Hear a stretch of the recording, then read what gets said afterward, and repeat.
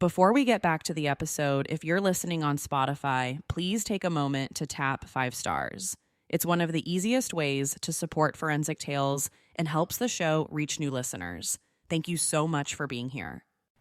To get this episode of Forensic Tales ad-free, check us out at patreon.com/Forensic Tales. Forensic Tales discusses topics that some listeners may find disturbing. The contents of this episode may not be suitable for everyone. Listener discretion is advised. Brook State Park is a picturesque 10,000-acre state park located in the wonderful state of New Hampshire. The ideal place for families to hike, swim, laugh, and enjoy life.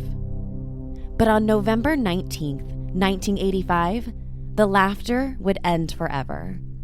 A 55-gallon metal barrel was discovered with 2 butchered bodies still inside.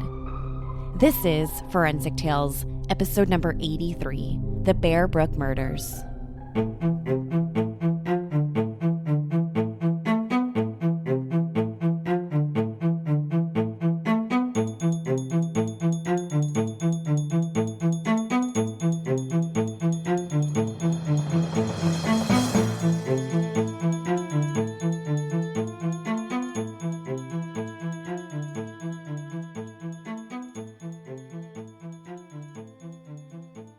Welcome to Forensic Tales. I'm your host, Courtney Fretwell.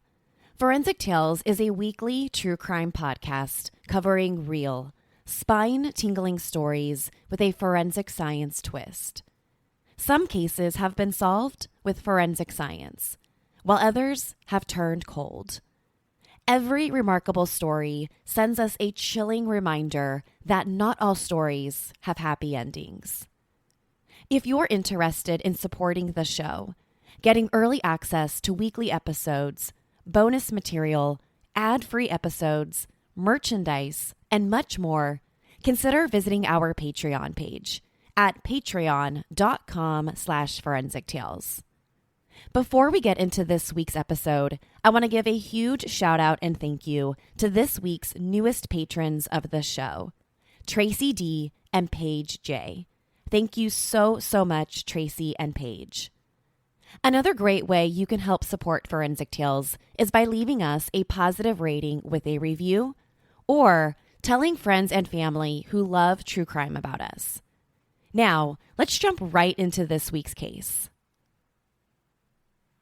This week's case comes directly from a patron of the show, Emily. Thank you so much for suggesting this one, Emily. Don't forget, if there's a case or a story that you would like covered on the show in the future, sign up to become a patron at patreon.com/Forensic Tales, and I'll do my best to cover it in a future episode of the show. In July 1985, 11-year-old Jesse Morgan and his friends were playing hide-and-seek in Brook State Park. While playing in an area just off one of the main hiking trails, the group of kids came across a barrel. The barrel's location was a little odd because it seemed so out of place just to be sitting there in the woods off the main trail. Brook State Park isn't a place that's been known to be a dumping ground. Jesse Morgan and his group of friends decided to do what most kids their ages would do. They wanted to see what was inside the barrel, or at the very least, figure out what it was doing deep in the woods. But when they lifted the lid, they were hit with a smell that later on Jesse Morgan described as, quote, rotten milk.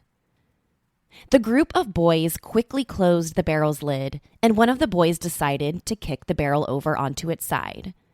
Other than the smell that was coming from inside, the group of boys didn't see or hear anything coming from inside. At first, they thought that maybe there was just a dead animal trapped inside. They are, of course, in the middle of the woods, so it wouldn't be entirely out of question to come across a dead animal. But how could a dead animal get inside a barrel with the lid closed? Jesse Morgan and his group of friends didn't have a good feeling. The barrel just gave them the creeps, so they decided to get out of there. They made their way back to the main hiking trail where they jumped on the four-wheeler they had with them. They drove away thinking that something just wasn't right about that barrel. But they had absolutely no idea what was really inside.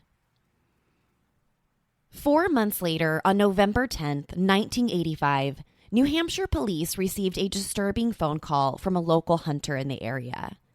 Ron Montplaisir from the Allenstown, New Hampshire Police Department took the report that afternoon. The call came in about a suspicious barrel found in Bear Brook State Park. Bear Brook State Park is 10,000 acres and is one of New Hampshire's largest state parks. There's a ton of things to do at Bear Brook. You can go camping. There are over 40 miles of hiking trails. You can go out for a swim. You can go fishing.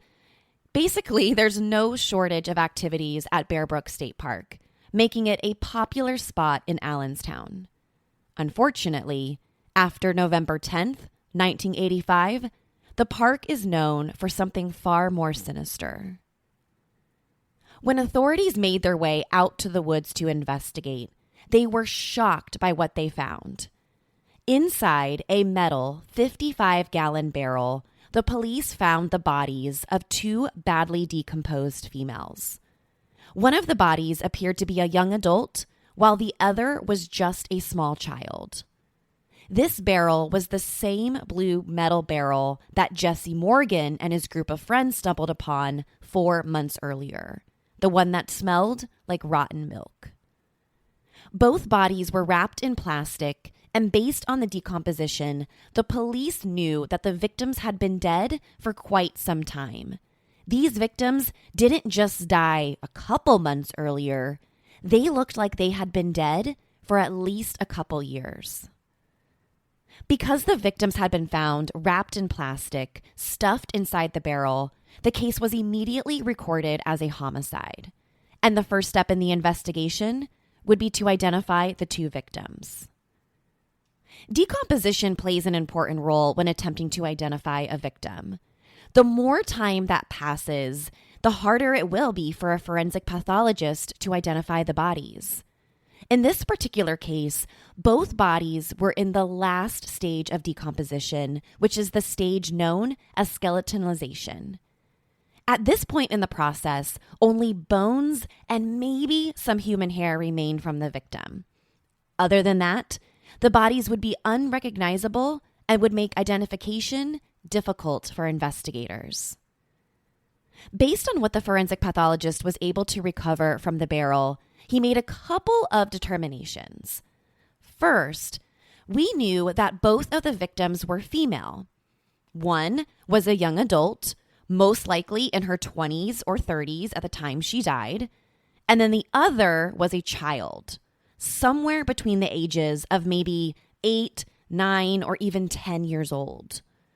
Both victims had died from some sort of blunt force trauma. But that's really all the forensic pathologist could determine. They weren't able to figure out what type of weapon was used, and more importantly, in a case like this, they couldn't figure out who these 2 female victims even were. Local media in the area quickly became aware that the police discovered the bodies of 2 females inside of Bear Brook State Park, and the news was shocking. Bear Brook had never seen anything like this before. It's certainly not a place known for homicides to occur, and before this incident, it wasn't known to be a place for criminals to dump homicide victims. But what was even more troubling than the discovery of the bodies themselves was that nobody knew who these 2 people were.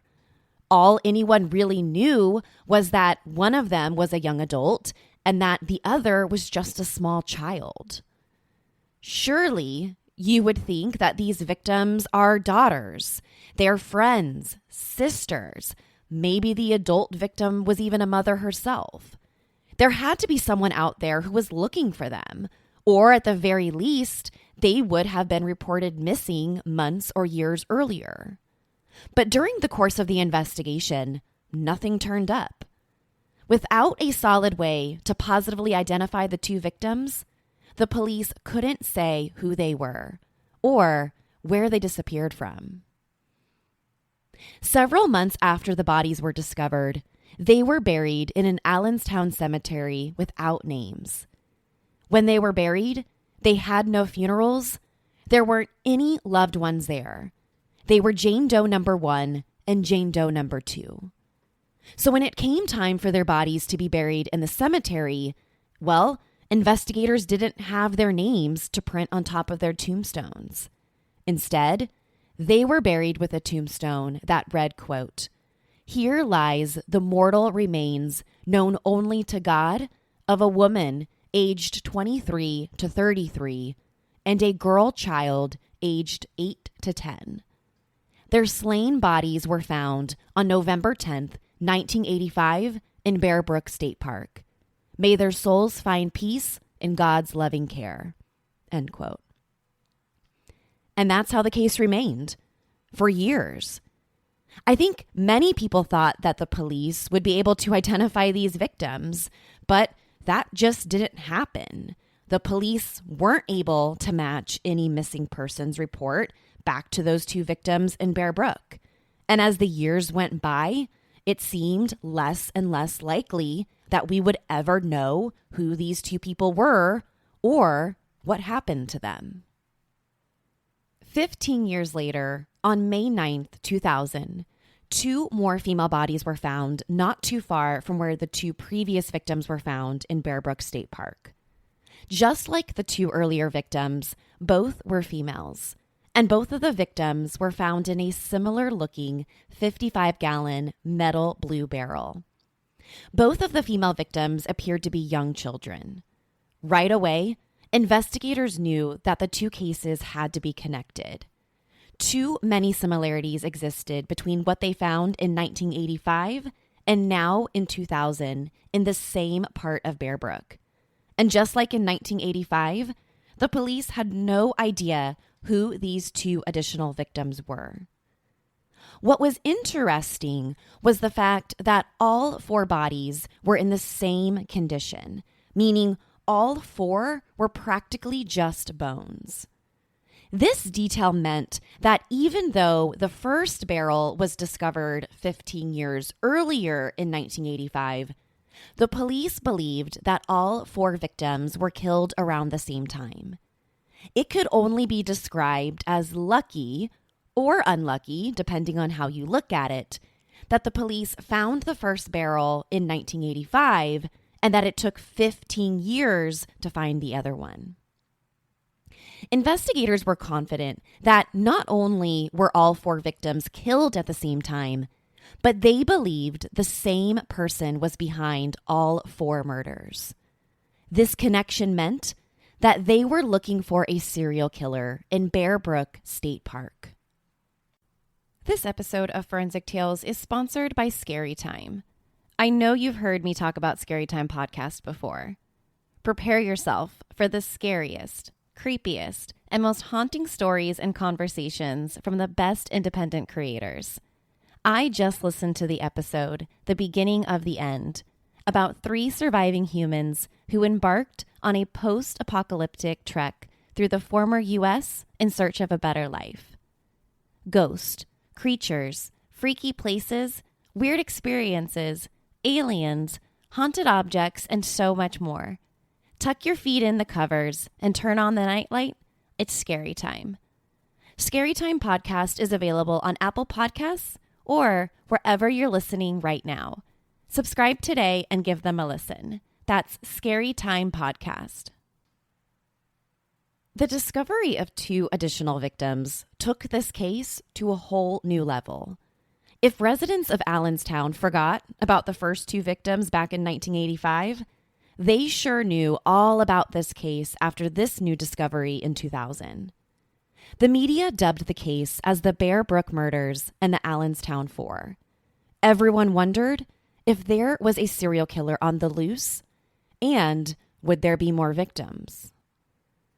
Based on the little amount of forensics the investigators had in the case, the police theorized that the 3 of the 4 bodies were in fact related.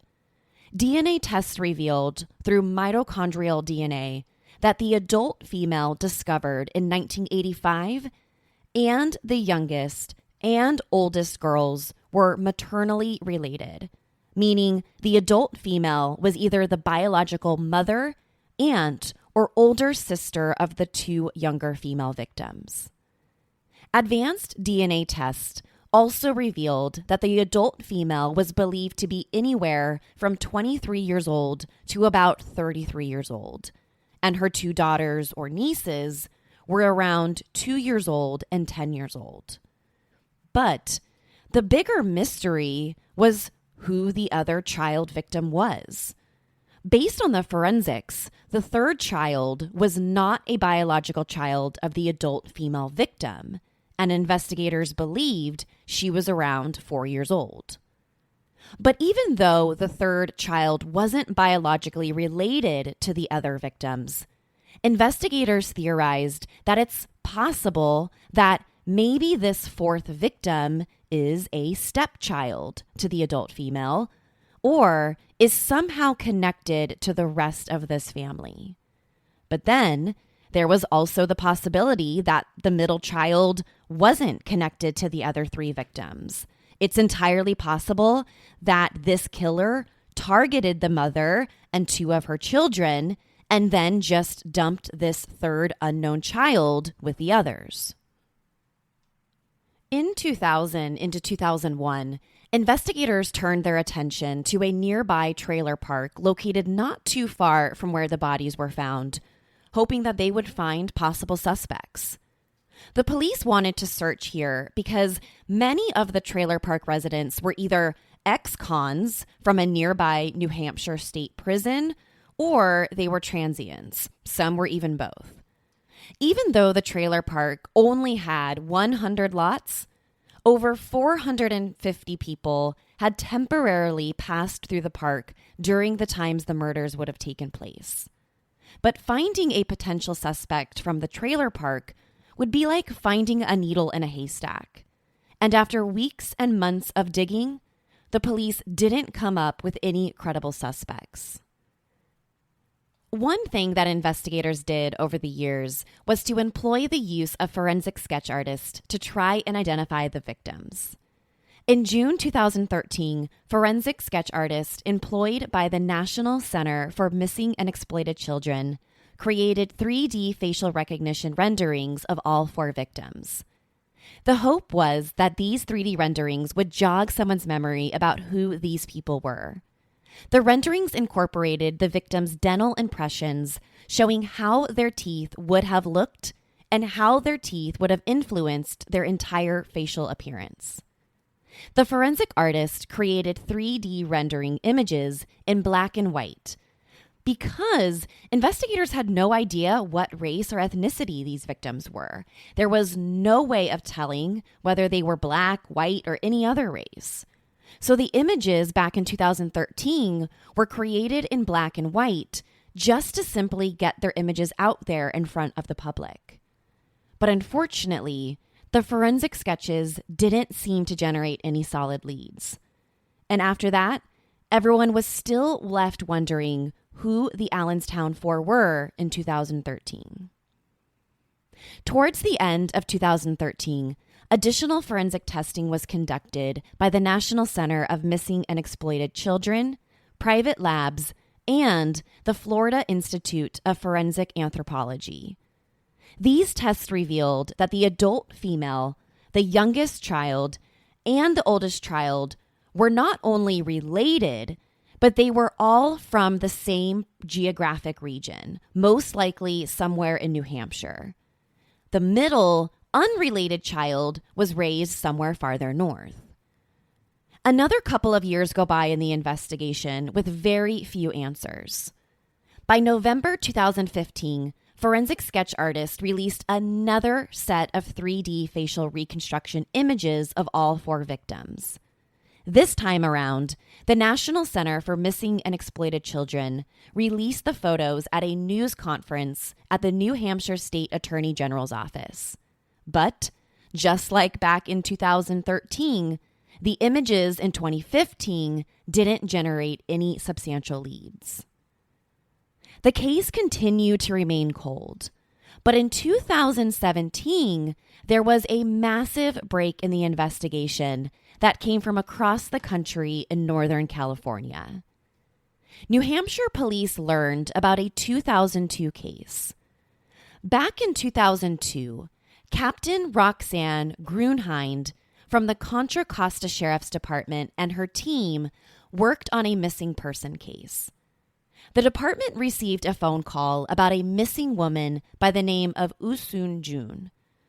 June, who worked as a biotech employee, was reported missing to the Contra Costa Sheriff's Department after a friend of hers told the police that she hadn't heard or seen June in months, which, of course, was entirely out of character for her. One of the first people the police wanted to speak to during the investigation is June's live-in boyfriend, Lawrence Vanner. After a couple days of searching for Lawrence Vanner, the police finally tracked him down in Richmond, California, where he worked as a convenience store worker. After the police speak with him for a couple minutes at the store and ask him some questions about his missing girlfriend, Vanner agrees with police to go back with them to the station. On their way to the police station, Lawrence Vanner and Captain Grunhind sit in the back of the patrol car and just strike up a conversation. She starts asking him things like what he does at the convenience store for work, where is he from, just typical small talk type questions. But after she starts asking a few more probing questions, Vanner seems to get annoyed. He doesn't like that this cop is asking him all these questions, and he eventually turns to the police captain and says, "That's none of your damn business." Once at the police station, Vanner tells authorities that his full name is Lawrence William Vanner and that he goes by Larry. Now, one of the first things that Contra Costa police do is run his name and date of birth in their system to check and see if he has any type of criminal record or if there's anything in his background that they should be aware of. All pretty much standard police protocol in a situation like this. But when they run his name, date of birth, and driver's license through their system, nothing comes up. There is no Lawrence Vanner with his date of birth and his license plate number. He's essentially a ghost in the system. Detectives ask Vanner if he would be willing to submit a record of his fingerprints, and he agrees. So authorities escort him down to the Records Bureau for fingerprinting, and he submits his prints. When the police run his prints through the fingerprint system, this time there's a match. But the fingerprints don't match a Lawrence or Larry Vanner. The prints match a guy named Curtis Mayo Kimball. The police quickly learned that Curtis Kimball had absconded from parole approximately 12 years earlier and that he was considered a fugitive of the law. And once this came up in the report, Contra Costa police immediately placed him under arrest for the parole violation, completely unrelated to the disappearance of his live-in girlfriend, June, the case they were initially questioning him about. Once Vanner, who is now actually Kimball, is under arrest and in police custody, the police obtain a search warrant to search the house he shared with June. Detectives were hopeful that searching the home would at least provide them with some sort of clue about where she could be. But when authorities arrive at the home, June is nowhere to be found. What they do find inside the home is a large pile of kitty litter. There was a massive pile of kitty litter, about 3 feet high and about 4 to 5 feet across, just inside the garage. So we're not just talking about some litter that maybe somehow was dumped out of a litter box or something. This was a massive pile of kitty litter. As detectives got closer to this pile, they saw something sticking out from the inside. It was a mummified human foot. Investigators started to dig through the pile of kitty litter and discover the rest of a badly decomposed and dismembered female body. The body was transported to the coroner's office for an autopsy to be performed. The forensic pathologist determined that besides being dismembered, the female victim had suffered blunt force trauma to the head. A couple of weeks after the autopsy, DNA test results confirmed that the female victim inside of Curtis Kimball's home, inside of the pile of kitty litter, was his missing girlfriend, June. Lawrence Vanner, a.k.a. Curtis Kimball, was arrested and charged with killing June and holding her body in the home under kitty litter. After pleading not guilty to the murder, a jury convicted Kimball of second-degree murder and sentenced him to 15 years in prison. Even after Curtis Kimball was sentenced and sent to prison, detectives in Northern California just felt like there was something more to this guy. And even though the police were certain that they had the right guy in June's case, they weren't certain they knew exactly who this guy really was. So after digging through multiple databases, the police learned that Curtis Kimball had dozens of AKAs and aliases that he had been using over the years. And one of these aliases was Jordan Jensen. Kimball began using the name and alias Gordon Jensen after he fled from his parole officer, which, by the way, he was on parole for abandoning a child under the age of 14 years old. The child who he was on parole for abandoning was a 5-year-old girl named Lisa. Lisa and Gordon Jensen lived together in a trailer park in Santa Cruz, California. Everyone in the neighborhood where Gordon Jensen and Lisa lived believed that Jensen was Lisa's father. That's because whenever someone asked them what their relationship was, or if it just came up in conversation, Jensen would tell them that this was his biological daughter. After Jensen abandoned Lisa, she was put into the foster care system where, thankfully, she was eventually adopted by a family. But after the police learned that Jensen abandoned his so-called daughter, he was arrested and convicted, and that's what he was on parole for. Something about 5-year-old Lisa's story didn't seem right. Contra Costa police, who investigated June's disappearance and ultimate murder, worried that Gordon Jensen, this man with multiple aliases, multiple AKAs and identities, may not be Lisa's father, and instead, he may have abducted her.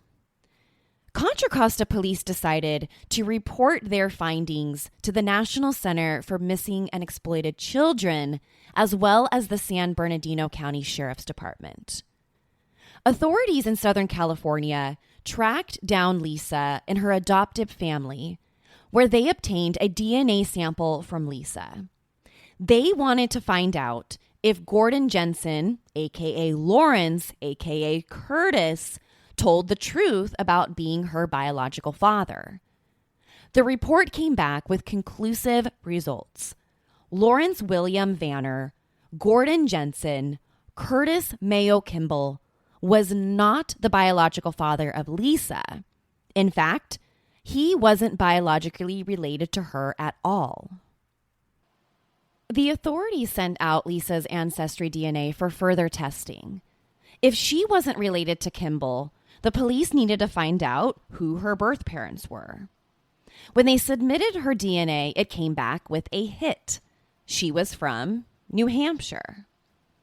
Authorities tracked down Lisa's grandfather, who still lives in New Hampshire, and they quickly learned that he had a daughter, a woman named Denise Boudin. According to Lisa's grandfather, his daughter Denise left New Hampshire back in 1981 with her then live-in boyfriend and 6-month-old daughter Lisa. Shortly after leaving New Hampshire, the grandfather says that his daughter Denise and granddaughter Lisa were never seen or heard of ever again. It was like they vanished after 1981. Now, I think we're all wondering, well, if Lisa had a real name and had a family back in New Hampshire, why didn't anyone report her or her mom missing? Well, it turns out Denise's live-in boyfriend was somehow able to convince the family that they were leaving New Hampshire because they owed a lot of money to many different people. And according to Denise's family, they didn't report Denise or her 6-month-old daughter Lisa missing because they believed the three of them were simply on the run to avoid paying off their personal debts. Okay, so who is Denise's boyfriend in all of this? Well, his name is Bob Evans. New Hampshire police decided to compare Bob Evans' photograph with Curtis Kimball, Gordon Jensen, and Lawrence Vanner from California. And when they compared the photographs, without question, without a doubt, it was the same exact guy. This confirmation meant that Lisa wasn't his biological daughter, as confirmed by the DNA test, but Lisa was the daughter of his missing girlfriend, Denise. The detectives' next concern in all of this wasn't that Denise was just missing after all these years. They now believed that she was probably dead. This is where the story ties back into the Bear Brook murders. Investigators compared Denise's DNA with the adult female found in the barrels with the 3 young girls. They needed to find out if Denise was one of the Allenstown 4. But when the DNA test results came back, Denise's DNA did not match. She wasn't the victim. So next, the detectives decided to test Bob Evans' DNA against the bodies in the barrel. This time, they did get a hit. The DNA test results revealed that Evans was the father of one of the children found in the barrels, but wasn't related to the other 3 victims. Authorities confirmed that he lived in New Hampshire from 1977 to around 1981. Then he moved across the country to California and lived there from about 1984 up until 2002, when he was arrested for his girlfriend June's murder, making him a possible suspect in the Bear Brook murders. But before authorities could find out from this guy directly if he was the serial killer they had been hunting all of these years, Evans died in prison in December 2010. But this is not where the story ends. This is only the beginning. One person who couldn't stop thinking about the Bear Brook murders and the Allenstown 4 was a research librarian named Rebecca Heath. Rebecca, like many people, had become so obsessed with identifying the woman and the children. And like many people, Rebecca started to research and started digging into the case on her own, essentially going from a research librarian in the daytime to becoming a true crime internet sleuth at night. One night on an online message board while digging into the case, Rebecca Heath contacted and got connected with a woman who was searching for missing family members. The person was looking for a woman and her 2 daughters who just so happened to be around the same age and from the same location where the barrels were discovered. After chatting a little bit online, The woman told Rebecca that her missing family members had once been married to a man with the last name of Rasmussen. At the same time Rebecca started looking into this woman's story, an investigative genetic genealogist, Barbara Ray Venter, was also working on the case. She was trying to uncover the victim's identity by using a new test that involved extracting DNA from the shaft of a strand of human hair. Finally, this new DNA test led to an identity. On June 6th, 2019, the young adult female found in the first barrel from 1985 was finally identified through DNA as Marlise Elizabeth Honeychurch, and her daughter, Marie Vaughn, was identified as being the young child found inside of the barrel with her. Marlise Honeychurch was born in 1954 in Connecticut. Over the years, she had been married twice and had one daughter with each of her husbands. Marie Vaughn was born in 1971, and Sarah McWaters was born a few years later in 1977. Honeychurch was last seen at her mother's home in La Puente, California on Thanksgiving 1978. It was there that she introduced her family to her new boyfriend, a guy named Terry Rasmussen. After Thanksgiving in 1978 with her family, Honeychurch, who was 24 years old, was never seen or heard from again, and neither were her two daughters, Marie and Sarah. The second and youngest child, found in the barrel in 2000, was also identified using this new DNA test. The child was identified as Sarah McWaters, Honeychurch's other daughter and half-sibling to Marie. Sarah was also last seen when she was only 11 months old at the Thanksgiving gathering back in 1978. By June of 2019, 3 out of the 4 Allenstown 4 victims had finally been identified. The only victim's identity to remain a mystery today is the middle child found with Sarah's remains in 2000. The only hint we have about this child's identity is that she is Bob Evans, a.k.a. Curtis Kimball, a.k.a. Gordon Jensen, and a.k.a. Lawrence Vanner, and now a.k.a. Terry Rasmussen's biological daughter. Authorities have now named Terry Rasmussen as the true man and identity behind all those AKAs and aliases. Terry Rasmussen is believed to be the serial killer behind the Bear Brook murders and is also responsible for the murder of Usun Jun, bringing the death count to at least 5. But authorities believe that there could be many more victims spread all across this country. Terry Rasmussen was a chameleon-like killer who used a series of aliases to get away with his crimes over the years. His crime and murder spree spans from New Hampshire across the country to California. He preyed upon single mothers and young adult females. He killed mothers and he killed children. There are so many unanswered questions about the Bear Brook murders in Allenstown 4. But the biggest unanswered question is the identity of the 4th victim, the middle child. That still remains a mystery even to this day. Who is the 4th young victim?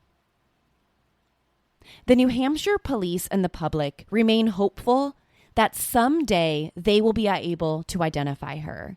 They remain hopeful that even after all of these years, they will solve the case that has haunted New Hampshire since the mid-1980s. Anyone with information about this young girl's identity is urged to call the National Center for Missing and Exploited Children at 1-800-THE-LOST. You can also contact the New Hampshire State Cold Case Unit at coldcaseunit@dos.nh.gov with any information. If it wasn't for advancements in DNA testing, the police may have never uncovered the identities of 3 out of the 4 victims. And without the persistence of law enforcement, we might have never been able to identify the serial killer behind it all. To this day, the exact number of victims killed by Terry Rasmussen, a.k.a. Robert Bob Evans, a.k.a. Curtis Kimball, a.k.a. Larry Vanner, remains a mystery. To share your thoughts on the Bear Brook murders, be sure to follow the show on Instagram and Facebook at Forensic Tales. Let me know what you think about the case. Do you think the middle child victim will ever be identified? And do you think the police have the true killer?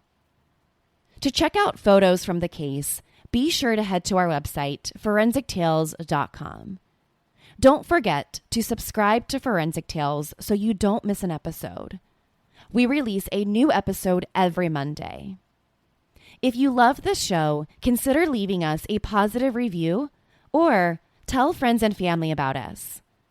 You can also help support the show through Patreon by visiting patreon.com/forensictales. Thank you so much for joining me this week. Please join me next week.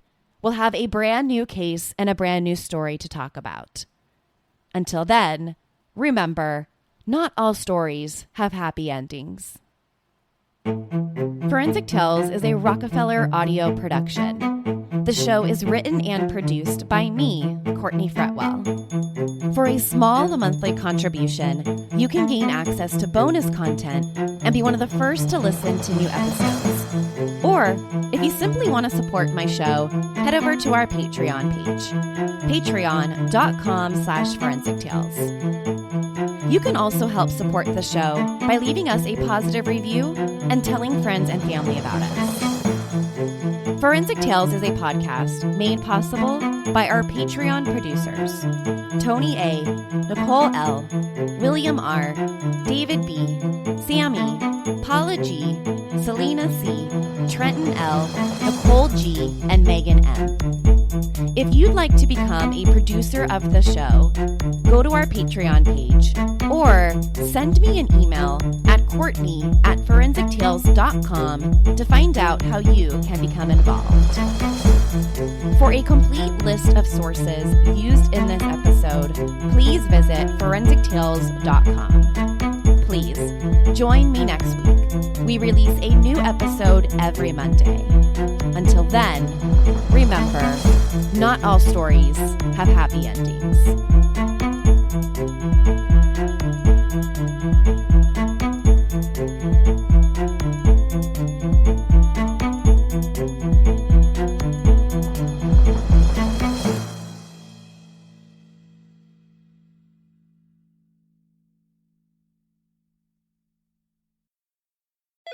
LifeLock, how can I help? The IRS said I filed my return, But I haven't. 1 in 4 tax-paying Americans has paid the price of identity fraud. What do I do? My refund, though. I'm freaking out. Don't worry, I can fix this. LifeLock fixes identity theft guaranteed and gets your money back with up to $3 million in coverage. I'm so relieved. No problem. I'll be with you every step of the way. 1 in 4 was a fraud-paying American.